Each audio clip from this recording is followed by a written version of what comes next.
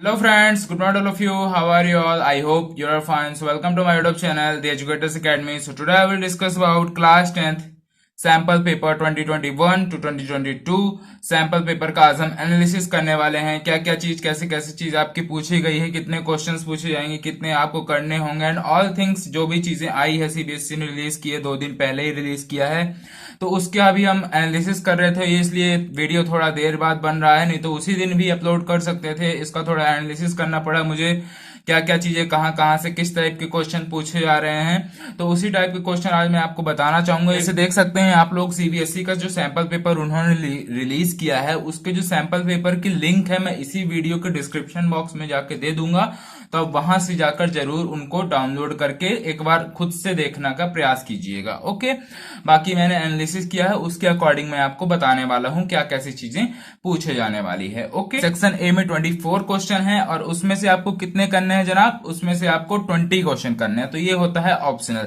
जिनमें से 4 क्वेश्चन आपको नहीं करने हैं। ओके, अगर आप 24 के 24 कर देते हैं, ये मैं हर सब्जेक्ट के लिए बोल रहा हूं तो ध्यान से सुनिएगा, अगर आप 24 के जनाब 24 कर देते हैं क्वेश्चन, अगर आप सोचते हैं कि मेरे को बाद के जो 20 के बाद के भी गलत हो सकते हैं या फिर सही हो सकते हैं, कोई ना कोई 20 तो सही हो जाएंगे, तो उसके अनुसार से मार्किंग नहीं होने वाली है। मार्किंग किसके अनुसार से होने वाली है? आपके 20 क्वेश्चन को एवेल्यूएट करे जाएंगे। मतलब यह है कि आपके टॉप 20 क्वेश्चन जो भी आप करेंगे, उसमें से केवल 20 क्वेश्चन को ही एवेल्यूएट किया जाएगा, सही या गलत किया जाएगा, और जो बाकी के आपके 4 क्वेश्चन होंगे, भले आपके चारों सही हों, वो आपके काउंट नहीं किए जाएंगे, मतलब चेक ही नहीं किए जाएंगे आपके। ओके, इसीलिए आप केवल 20 क्वेश्चन ही पेपर में करना। इससे पहले अपने फेवरेट सब्जेक्ट यानी मैथमेटिक्स की बात करते हैं। मैथमेटिक्स में क्या चीज आ रही है आपके सैंपल पेपर में, क्या चीज दिख रहा है, किस तरीके से क्वेश्चन आपके आ रहे हैं, वो हम डिस्कस करते हैं। तो मैंने सैंपल पेपर का एनालिसिस किया है, उसमें सैंपल पेपर का एनालिसिस करके मुझे पता चला कि आपका जो मैथ के सवाल हैं उसमें काफी आसान सवाल आपके पूछे जा रहे हैं। ओके, यस, रियली में आपके काफी आसान सवाल पूछे जा रहे हैं। आपने अगर एनसीईआरटी कर रखी है, एनसीईआरटी अगर आपने अच्छे से कर रखी है, हर एक कॉन्सेप्ट आपको एनसीईआरटी का आता है, और हर एक एक्सरसाइज के क्वेश्चन जो कि सीबीएसई ने रिमूव कर दिए हैं उसके अलावा कर रखे हैं जनाब। अगर आपको यही नहीं पता कि क्या चीज अभी सीबीएसई ने रिमूव की है, क्या चीज नहीं की है, क्या चीज हमको करना है, क्या चीज नहीं करना है, तो उसकी मैंने एक सेपरेट वीडियो बना दी है। क्या लिस्ट ऑफ ऑल क्वेश्चन करके वीडियो है हमारी, जो कि क्वेश्चन, एग्जाम्पल एंड एक्सरसाइज के जो भी चीजें, सब चीजें जो सीबीएसई ने डिलीट कर दी है, वो मैंने एक ही वीडियो में आपको सारी चीजें बता रखी हैं। तो वहां से जाके उस वीडियो को जरूर देखें, उससे आपको ये पता चलेगा कि आपको करना क्या है, करना क्या नहीं है। ओके, अब हम दूसरी चीजें बात कर लेते हैं। जैसे आप मैथमेटिक्स के सैंपल पेपर का मैंने एनालिसिस किया, तो उसमें मेरे को ये पता चला कि जैसे आप टॉप टू बॉटम आते हैं, मतलब ऊपर से जब नीचे की तरफ आते हैं आप लोग, 1 2 3 4 5 इस टाइप में जब आते हैं, तो आपका जो क्वेश्चन का लेवल है वो थोड़ा हाई हो जाता है, मतलब इजी टू हार्ड की तरह आप कह सकते हैं। पहले आपको इजी क्वेश्चन पूछे जा रहे हैं, लेकिन आप जैसे जैसे नीचे आ रहे हैं, ट्राइंगल्स के क्वेश्चन एंड कोऑर्डिनेट ज्योमेट्री के क्वेश्चन, इस टाइप के क्वेश्चन थोड़ा हार्ड लेवल के पूछे जा रहे हैं। हार्ड तो आप नहीं कह सकते, बट हाँ एक तरीके से आप लेंदी क्वेश्चन जरूर कह सकते हैं। उनमें आप टाइम टेकिंग क्वेश्चन है, तो अब उसमें टाइम टेकिंग क्वेश्चन है, तो जनाब आप देख सकते हैं कि अब आपका जो मैथमेटिक्स है वो 40 क्वेश्चन पूछे जा रहा है। ओके, 40 क्वेश्चन आपके पूछे जा रहे हैं। 40 मतलब सेक्शन ए में 20 क्वेश्चन, जिनमें से आपको 16 करना है, सेक्शन बी में भी 20 क्वेश्चन जिसमें आपको 16 ही करने हैं, एंड सेक्शन सी में 10 क्वेश्चन जिनमें से आपको 8 करने हैं, और हर क्वेश्चन इक्वल मार्क्स का है हर पेपर में, ठीक है ना। इसी मैथमेटिक्स की बात नहीं कर रहा हूं, जितने भी सैंपल पेपर मैंने एनालिसिस किया है सब में यही देखा है कि हर क्वेश्चन इक्वल वेटेज कर रहा है। ओके, और किसी भी पेपर में जरा निगेटिव मार्क्सिंग नहीं होगा। ओके, वैसे भी सीबीएसई में क्लास 12 तक निगेटिव मार्क्स नहीं होता है। ओके, अब हम बातें कर लेते हैं, तो फिर आपको क्या करना चाहिए। तो सबसे पहले मैं बता रहा हूं, एनसीईआरटी इज मस्ट। एनसीईआरटी जो है आपकी टॉप प्रायोरिटी लेवल पे होना चाहिए। ओके, तो एनसीईआरटी आपकी बहुत ज्यादा आपको आनी चाहिए, हर एक कॉन्सेप्ट आपको आना चाहिए, हर एक एग्जाम्पल मेनली फोकस करिएगा, एग्जाम्पल पे आप ज्यादा से ज्यादा फोकस करिएगा, एज यूजुअल एक्सरसाइज से आप ज्यादा फोकस कहां पे करिएगा? एग्जाम्पल पे। और वैसे भी अभी हम क्लास 10 सीरीज स्टार्ट करने वाले हैं, जिसमें से हम सारे कॉन्सेप्ट, आपके सारे सवाल इंपॉर्टेंट सारे पीवाईक्यू अभी हम करवाने वाले हैं, तो आप हमारे साथ बने रहिएगा। और चैनल पे नया तो सब्सक्राइब भी जरूर कर लीजिएगा, ताकि मैं जब नई वीडियो लाऊं तो सबसे पहले नोटिफिकेशन आपको मिले। ओके, और एक मेरी तरफ से आप टिप देखना चाहते हैं तो देखिए, इसमें आपको जब टॉप टू बॉटम आप जाएंगे, टॉप टू बॉटम आपकी जो डिफिकल्टी लेवल है वो आपकी बढ़ जाएगी। डिफिकल्टी लेवल बढ़ने की वजह से आपको क्या चीज आपकी ज्यादा होनी चाहिए, आपकी स्पीड जो होनी चाहिए कैलकुलेशन की वो आपकी ज्यादा होनी चाहिए। और तो आपने मैथमेटिक्स की तरफ एक समरी दे रहा हूं, समरी में क्या है, मैथमेटिक्स जो है सवाल काफी आसान पूछे गए हैं और टॉप टू बॉटम आप जाते हैं तो सवाल का लेवल आपको बढ़ते हुए दिखेगा। और एनसीईआरटी आपकी टॉप प्रायोरिटी होनी चाहिए। एनसीईआरटी जब आपकी टॉप प्रायोरिटी होगी तो उसमें से हर एक कॉन्सेप्ट आपको अच्छे से बनना चाहिए। जनाब फॉर्मूला है आपको रटने चाहिए, मतलब आपके दिमाग में घुस जाने चाहिए सारे फॉर्मूले, जैसे ही क्वेश्चन है आपको सीधे क्लिक करे वो फॉर्मूला। ओके, और स्पीड ज्यादा होना चाहिए क्योंकि वो आपका जो टाइम टेकन, जब आप नीचे की तरफ बढ़ते जाएंगे तो टाइम टेकिंग क्वेश्चन होंगे, टाइम टेकिंग क्वेश्चन होंगे तो उसमें आपकी स्पीड ज्यादा होनी चाहिए क्योंकि आपको 90 मिनट ही मिलने वाले हैं और क्वेश्चन 40 है, जो मेरे को थोड़ा अलग लगा क्योंकि थोड़ा सा टाइम मैथमेटिक्स में ज्यादा देने चाहिए। मैथमेटिक्स का नहीं तो आप फिर क्वेश्चन कम दे देते क्योंकि 40 question is equal to 90 minute, which is थोड़ा अलग है, ठीक है ना। तो अब हम सोशल साइंस की तरफ बढ़ते हैं। तो अपन आप सोशल साइंस की बात करते हैं, मतलब एसएसटी। ओके, एसएसटी में सेक्शन 4 पूछे जाने वाले हैं आपके। सेक्शन ए में जनाब आपके 24 क्वेश्चन पूछे जाने वाले हैं, 24 में से आपको 20 अटेम्प्ट करने हैं। सेक्शन बी में आपको 22 क्वेश्चन पूछे जाने वाले हैं जिसमें से आपको 18 क्वेश्चन अटेम्प्ट करने हैं। सेक्शन सी में आपके 12 क्वेश्चन पूछे जाने वाले हैं और सेक्शन सी आपका केस स्टडी बेस्ड क्वेश्चन होगा। ओके, जब भी आपको कोई एक डायग्राम दिया रहेगा उसके अकॉर्डिंग, उसी डायग्राम के अनुसार आपको एक पैराग्राफ दिया रहेगा और उसी पैराग्राफ से आपको कुछ क्वेश्चंस पूछे जाएंगे, उसी को कहते हैं हम case study based questions. Okay, और फिर सेक्शन डी भी इसमें आपका रहेगा। क्यों रहेगा, क्योंकि अब एसएसटी है तो इसमें मैप वर्क तो आना ही है पेपर में। अब मैप वर्क जो आएगा उसमें आपके 2 क्वेश्चन रहेंगे। हर बार जो होता था सीबीएसई में कि मैप वर्क में हो जाता था ऑप्शन, लेकिन इस बार आपको ऑप्शन नहीं मिलने वाला है। इसीलिए जो सीबीएसई ने आपके सारे मैप रिलीज किए हैं क्लास 10 टर्म 1 के लिए, तो उसको आप सारे के सारे एक अच्छे से तरीके से प्रैक्टिस करके जाइएगा। लेकिन क्योंकि इसलिए बोल रहा हूं प्रैक्टिस करने के लिए क्योंकि आपको ऑप्शन नहीं मिलने वाला है मैप में, तो आपको सारे ही दोनों के दोनों क्वेश्चन करने पड़ेंगे। ओके, और इसमें कुछ मेरे तरफ से टिप्स हैं, जैसे कि ये जो सोशल स्टडी का पेपर है उसको मैंने जब एनालिसिस किया, एनालिसिस करने के बाद मुझे ये पता चला कि ये आपका सबसे ज्यादा इजीएस्ट पेपर होने वाला है। जब भी आप पेपर देंगे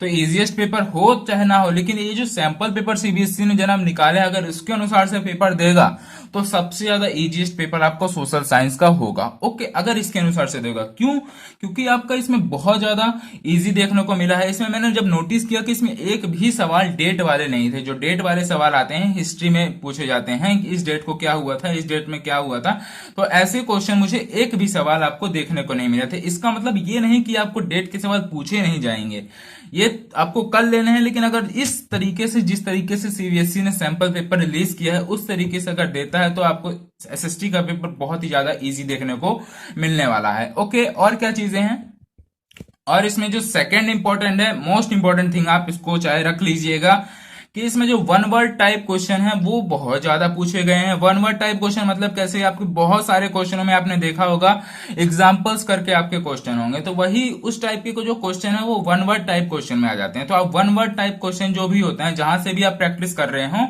तो वन वर्ड टाइप क्वेश्चन आप ज्यादा से ज्यादा प्रैक्टिस करिएगा। ओके, क्योंकि वन वर्ड टाइप क्वेश्चन से बनने की 5 से 7 क्वेश्चन आने की संभावना ज्यादा है। ओके, तो वन वर्ड टाइप क्वेश्चन में ज्यादा से ज्यादा प्रयास करिएगा कि करने का। और तो मेरा कहने का ये मतलब है, जो भी आपके हिस्ट्री या फिर सिविक्स में जो भी पिक्चर्स दी हुई हैं तो उनके नीचे कुछ न कुछ लिखा होता है, पिक्चर्स के नीचे उसके बारे में, पिक्चर्स के बारे में बताया जाता है, तो आप उसको जरूर पढ़ लें क्योंकि उधर से सवाल आने के चांसेस ज्यादा हैं। अगर उससे क्वेश्चन आ गया तो बहुत ज्यादा इजी क्वेश्चन पूछे जाने वाले हैं। और सबसे आखिरी बात जो कि मैंने एसएसटी में ये चीज नोटिस करी है, एसएसटी में मैंने देखा तो आपका पूरा पेपर आपकी एनसीईआरटी से आया है। एनसीईआरटी के बाहर से आपका एक भी पेपर नहीं आया है, तो एनसीईआरटी इज मस्ट।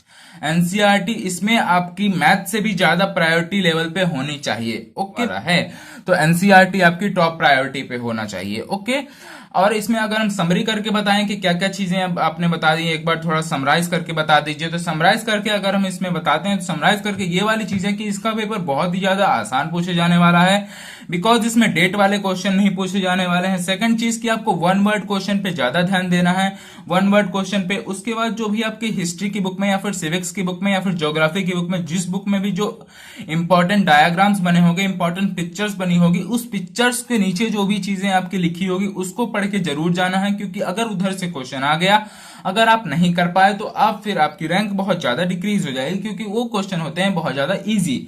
और पूरा पेपर आपका एनसीईआरटी से आया है, तो मतलब एनसीईआरटी आपकी टिप पे होनी चाहिए, तो एनसीईआरटी आपकी मोस्ट इंपॉर्टेंट हो जाएगी। ओके, अब हम सबसे आखिरी सब्जेक्ट यानी साइंस की बात करते हैं, जो कि एक अपने में ही बहुत बड़ा सब्जेक्ट है। मतलब इसमें तीनों सब्जेक्ट इंक्लूड हो जाते हैं हमारे, फिजिक्स, केमिस्ट्री एंड बायोलॉजी, तीनों के अलग अलग चैप्टर एंड ऑल थिंग्स सभी हम डिस्कस करने वाले हैं। इसमें हम टिप्स भी देंगे आपको, क्या चीजें करनी है, क्या चीजें नहीं करनी है।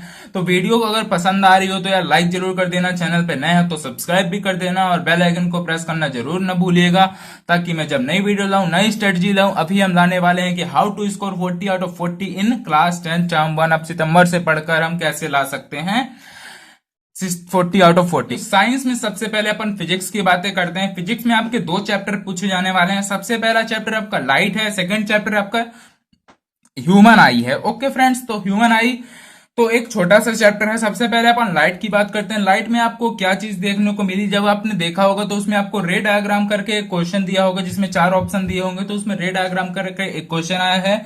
तो इसमें नोटिस करने की वाली क्या बात है, इसमें आपको जो रे डायग्राम है वो आपके बहुत ज्यादा इंपॉर्टेंट पढ़ने वाले हैं। अगर आपका नहीं भी पूछा जाता तब भी रे डायग्राम सीबीएसई हर बार पूछता है, तो रे diagram is the most important. तो सारे के सारे रे डायग्राम आपको याद होना चाहिए। प्रैक्टिस, अब याद तो आप उसको करेंगे नहीं, आप उसको हर मतलब 4 से 5 बार अगर आप उसको अपने से कॉपी पे बना के अगर आप देख लेते हैं हर एक चीज का, हर एक टॉपिक का, तो आपको जरूर से जरूर वो आने लगेगा। अगर वो आने लगेगा तो आपके 1-2 क्वेश्चन आपको बन जाएंगे आपके पेपर में। ओके, अब अपन बात कर लेते हैं कि जो इस चैप्टर जो लाइट है उसमें जो बहुत ज्यादा वेटेज वाले टॉपिक क्या हैं। सबसे ज्यादा वेटेज वाले topic upon concave mirror, convex lens and concave lens and image formation, ये पांचों टॉपिक अगर आप कर लेते हैं अच्छे से, और रे डायग्राम अगर आप कर लेते हैं, तो आपका चैप्टर जनाब 80 से 90% खत्म हो जाएगा। और कुछ टॉपिक रिफ्लेक्शन करके हैं, ये भी 10% वेटेज करते हैं, इनका भी मानना अच्छा है। लेकिन जो ये मेजोरिटी है आपको इनको सबसे पहले करना चाहिए, जो मैंने अभी आपको पांचों टॉपिक्स बता दिए। उसके बाद आपको जितने भी केसेस वाले सवाल हैं, मतलब सवाल नहीं, जितने भी केसेस वाले आपके इमेज कॉन्सेप्ट वाले जो भी हैं वो आपको आने चाहिए, याद रहें, ठीक है ना। जितने भी आपके केसेस हैं वो आपको सभी याद रहें। अब हम बात कर लेते हैं ह्यूमन आई की। ह्यूमन आई में क्या है, ह्यूमन आई एक जनाब बहुत से ज्यादा छोटा चैप्टर है, तो उसमें आपको सभी कुछ करना है, क्योंकि उसमें अगर आप एक दिन बैठेंगे 3-4 घंटा अगर आप उसमें दे देते हैं तो आपका ह्यूमन आई कंप्लीट हो जाएगा। क्योंकि ह्यूमन आई में भी बहुत सारी चीजें आपका रिमूव कर दिया गया है सीबीएसई ने, तो उसकी वीडियो भी मैं आई बटन में दे दूंगा। क्या चीजें आपकी क्लास 10 साइंस से लेट हुई हैं, क्या चीज रिमूव हुआ है, और कैसे कैसे क्वेश्चन, कैसी कैसी चीजें आपको करनी है, क्या क्या चीजें नहीं करनी है, तो उसकी वीडियो मैं डिस्क्रिप्शन बॉक्स में भी दे दूंगा, और इस वीडियो के बटन में आई बटन में दे दूंगा, वहां से जाकर आप देख सकते हैं। ओके, तो अब हम बातें कर लेते हैं। जैसे ह्यूमन आई तो मैंने अब आपको बता दिया, ह्यूमन आई में आपको सभी चीजें करनी है, क्योंकि बहुत ही ज्यादा छोटा चैप्टर है, 3 से 4 घंटा आप देंगे तो दैट्स इट, आपका हो जाएगा क्वेश्चन एंड। अब हम बात कर लेते हैं जनाब केमिस्ट्री की, फिर अपन लास्ट में बात करेंगे बायोलॉजी की। ओके, तो केमिस्ट्री में क्या चीजें करनी है, क्या चीजें नहीं करनी, तो सबसे पहले देखते हैं। तो केमिस्ट्री में हमको ये चीज देखने को मिला है, जो कि एक्टिविटीज रिलेटेड आपके जो क्वेश्चन है वो बहुत ज्यादा इंपॉर्टेंट है। क्यों इतने ज्यादा इंपॉर्टेंट है, क्योंकि जो केमिस्ट्री में जनाब डायरेक्ट क्वेश्चन आपके एनसीईआरटी से नहीं पूछा जा रहा है, डायरेक्ट क्वेश्चन आपके नहीं पूछा जा रहा है। जो भी आपके एनसीईआरटी बुक में बॉक्स बने हुए रहेंगे, टेबल बने हुए सवाल रहेंगे, या फिर एक्टिविटीज रिलेटेड जो भी आपके थ्योरी दी हुई होगी, उसको आपको जरूर से जरूर करके जाना है। क्योंकि 6 से 7 क्वेश्चन मेरे को सैंपल पेपर में देखने को मिले जो कि एक्टिविटीज रिलेटेड थे, चाहे आपका फिजिक्स से ले लीजिए, चाहे आपका केमिस्ट्री से ले लीजिए, चाहे आपका बायोलॉजी से भी ले लीजिए, उसमें से भी एक्टिविटीज रिलेटेड क्वेश्चन आए हैं। तो इसलिए बता रहा हूं, जितने भी आपके चैप्टर आ रहे हैं उसमें से जितने भी चैप्टर हैं उसमें से सारी की सारी एक्टिविटीज आपको अच्छे से पढ़ के जानी है, याद करके जानी है, समझ के जानी है। ओके, तो एक्टिविटीज बहुत ज्यादा इंपॉर्टेंट है। और जो आपकी लैब मैनुअल की बुक होती है उसमें भी आपकी एक्टिविटीज दी रहती हैं, तो उनको भी जरूर पढ़ के जाइएगा। ओके, अब दूसरी चीजें हैं कि कॉन्सेप्ट ऑफ केमिस्ट्री जो है वो आपको अच्छे से पता होनी चाहिए। हर एक कॉन्सेप्ट आपको केमिस्ट्री का अच्छे से पता होना चाहिए। क्यों? क्योंकि इसमें आपका डायरेक्ट सवाल नहीं आने वाला है। सीबीएसई वही सवाल पूछेगा लेकिन घुमा फिरा के पूछेगा। तो घुमा फिरा के जब वो पूछेगा तो इसके लिए आपका एक चीज स्ट्रांग होना चाहिए, जो कि आपका कॉन्सेप्ट।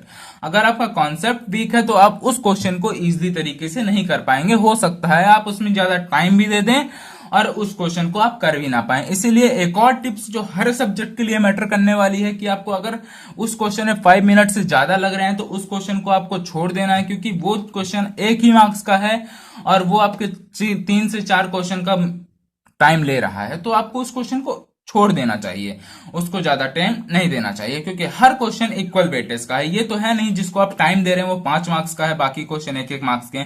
हर क्वेश्चन आपका 1-1 मार्क्स का है, तो आपको हर को इक्वल वेटेज देके चलना पड़ेगा। ओके, अब हम आगे डिस्कस कर लेते हैं।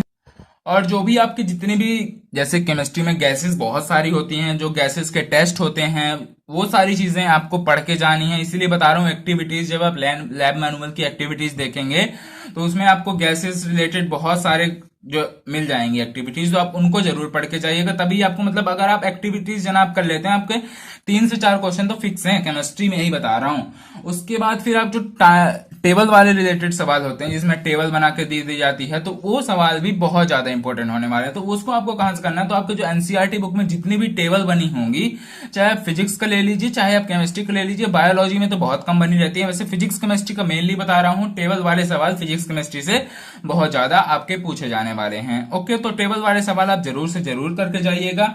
और इसमें अब समराइज कर देता हूं मैं आपको एक बार, की मतलब सबसे पहले समराइज करने से पहले मैं बायोलॉजी का बताना चाहूंगा, उसके बाद मैं पूरे साइंस का समराइज करूंगा, क्या क्या चीजें आपको पूछे जाने वाली है। तो साइंस में आ जाते हैं, तो diagram is very very important है, मोस्ट इंपॉर्टेंट मान सकते हैं, क्योंकि डायग्राम अगर आपको बायोलॉजी में एक ही चैप्टर आपका जनाब पूछा जाने वाला है, वो है लाइफ प्रोसेस। लाइफ प्रोसेस में कुछ कुछ मेन डायग्राम, जैसे हार्ट का हो गया, या फिर आपका रेस्पिरेशन सिस्टम का हो गया, न्यूट्रिशन का हो गया, डाइजेशन का हो गया, इन सभी चीजों का आपका डायग्राम आपको याद नहीं रखना है, क्योंकि आपको डायग्राम बनाने को नहीं आएगा, डायग्राम आपको आएगा। आपको डायग्राम की क्या चीजें याद करनी है, डायग्राम का हर एक लेवल आपको याद होना चाहिए, हर उसका मैकेनिज्म पूरा याद होना चाहिए। ओके, डायग्राम का आपको पूरा मैकेनिज्म, हर एक लेवल याद होना चाहिए, उसके अंदर क्या क्या पार्ट्स हैं, हर एक चीज पता होनी चाहिए आपको। ओके, और पार्ट्स पता होने से कुछ नहीं बनेगा, उसके बाद आपको उनका वर्क भी पता होना चाहिए। ओके, क्या किसका क्या वर्क है, कहाँ कब क्या होता है। ओके जनाब,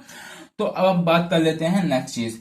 और जो भी आपकी सारी प्रोसेसेस हैं वो आपको अच्छे से पता होने चाहिए, जैसे आपकी न्यूट्रिशन हो गई, डाइजेशन हो गई, एंड जैसे हम ब्लड का लेते हैं तो उसमें सबसे पहले कौन सी चैम्बर में जाता है, फिर कौन सी चैम्बर में जाता है, फिर कहाँ जाता है, तो ये आपको सारी चीजें पता होनी चाहिए। मतलब न्यूट्रिशन जो है, जो भी चीजें का आपका प्रोसेस है, वो आपको दिमाग में एकदम इन शॉर्ट घुसा होना चाहिए, क्या कैसे होता है ब्लड के अंदर, क्या कैसे डाइजेशन के अंदर होता है, खाना जाता है, ये वो चीजें, और जो कैसे क्या चीजें हमारे न्यूट्रिशन के अंदर होती हैं। तो ये चीजें आपकी प्रोसेस जो हैं, जितने भी आपकी मेन थिंग की जो बड़ी बड़ी चीजें हैं आपकी, छोटी मोटी नहीं, मेन थिंग इंपॉर्टेंट चीजें की आपके पता होने चाहिए। ओके, और डायग्राम की वो सारी चीजें मैं आपको बता चुका हूं। और जो भी आपको प्रोसेस है और जो उसका फ्लो है वो आपको पता होना चाहिए। फ्लो मतलब क्या, जैसे ब्लड में पहले किस चैम्बर में जाता है, किस चैम्बर में क्या जाता है। ओके, ये चीजें आपको पता होनी चाहिए। ओके, तो अब मैं समराइज कर देता हूं एक बार साइंस का। साइंस में सबसे पहले अपन फिजिक्स में गए। फिजिक्स में क्या किया अपन ने, फिजिक्स में क्या देखा कि जो रे डायग्राम है और जो चीजें मैंने बता दी हैं वो चीजें बहुत ज्यादा इंपॉर्टेंट होने वाली हैं। केमिस्ट्री की बात करें तो एक्टिविटीज और जो लैब मैनुअल की भी एक्टिविटीज होंगी और जो टेस्ट होंगे गैस के, वो बहुत ज्यादा इंपॉर्टेंट आपके पूछे जाने वाले हैं। और जो बायोलॉजी की भी अपन बात करें तो बायोलॉजी में जो सारे डायग्राम होंगे, डायग्राम की क्या कैसे मैकेनिज्म है, क्या कैसे कौन सा पार्ट कैसे वर्क करता है, कितने पार्ट होते हैं, नेम क्या है उनका, और बाकी अदर्स थिंग। और प्रोसेसेस जो कि बहुत ज्यादा इंपॉर्टेंट है बायोलॉजी में, आपके न्यूट्रिशन, डाइजेशन, ये सारी चीजें आपको एक एक चीज इन शॉर्ट पता होनी चाहिए। मतलब आपको 2 मिनट के अंदर कोई पूछे डाइजेशन का क्या प्रोसेस है तो आप जल्दी से बता दें कि ये चीज होती है, ऐसी ऐसी चीज होती है। तो इन ब्रीफ आपको पता होनी चाहिए, इन शॉर्ट आपको पता होनी चाहिए, क्योंकि डिटेल में आपसे कोई भी चीज नहीं पूछी जाने वाली है। 1 मार्क्स का एक क्वेश्चन आएगा तो ब्रीफ में ही पूछा जाएगा, लेकिन आपको पूरी चीजें पता होनी चाहिए। ओके, तो अब हम इस वीडियो को खत्म